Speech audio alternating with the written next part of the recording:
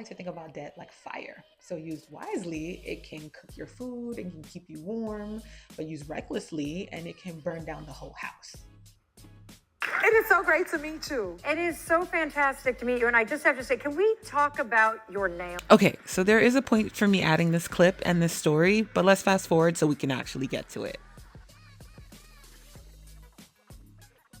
For that, thank you for being here. You are amazing.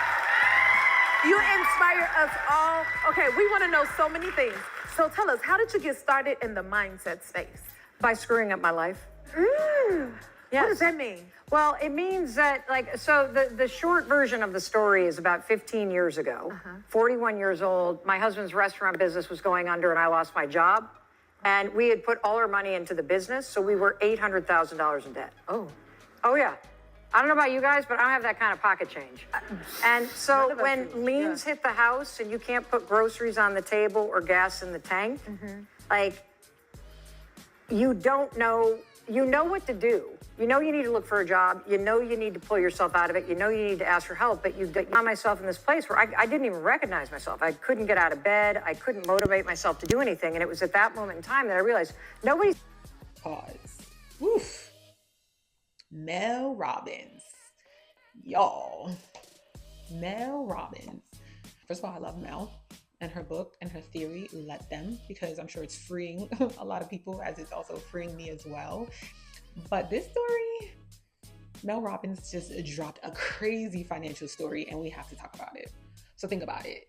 You might take on debt or take on a mortgage to buy a house, and that's a good financial decision.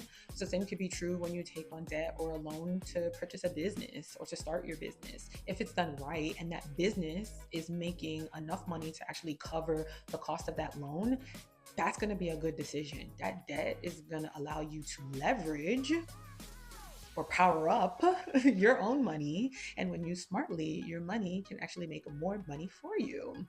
On the other side of it, if you go all in without a plan, without a financial cushion, without a backup strategy, if something goes wrong, it can completely wipe you out. Elle and her husband, because they went all in on the business, and that's what she said, those were her words, and they were left holding the bill, paying back the debt without a financial net. Leverage or debt is a tool, but it can work for you or it can work against you. So let's talk about debt for a second, because debt in and of itself is not bad. I know people might have different opinions about that, but where I stand, debt in and of itself is not bad. In fact, debt is one of the most powerful wealth building tools available to any one of us. It lets you purchase assets and it gives you the opportunity to own things that you wouldn't have been able to own had you had to come up with all of the money up front on your own.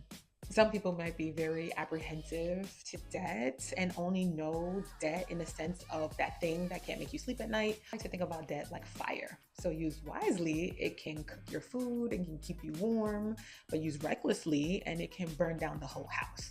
What's the 3 key lessons from Mel's story? 1, risk is good, but only when it's calculated. I don't want to say I love risk. However, I do recognize the value of risk. I really do. And if you're thinking about building wealth, taking risk is very necessary, but risks should never leave you without a way out. Number 2, debt should work for you, not weigh you down. The difference between leveraging debt to build wealth and taking on debt and just hoping that things work out is probably night and day. Debt should be working for you, not burying you. So smart leverage means that you have cash flow coming in to actually cover the cost of that debt and those payments that come by every single month. But bad debt, it drains you.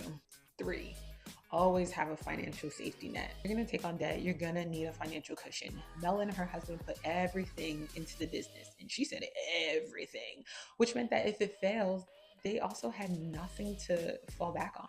Have a portfolio, you need to have a balance, you need to have diversification, you need to have cash, you need to have different streams of income, you need to ensure that you can actually cover the payments of the debt when you take it on. Now again, I don't know her entire financial history. I'm only going based on the little sliver that she told us when she introduced what happened to her on the Jennifer Hudson show. So what do y'all think?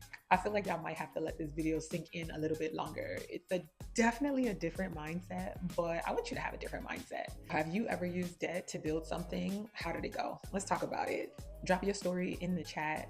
add a comment, let me know, engage with me, let me hear what you have to think.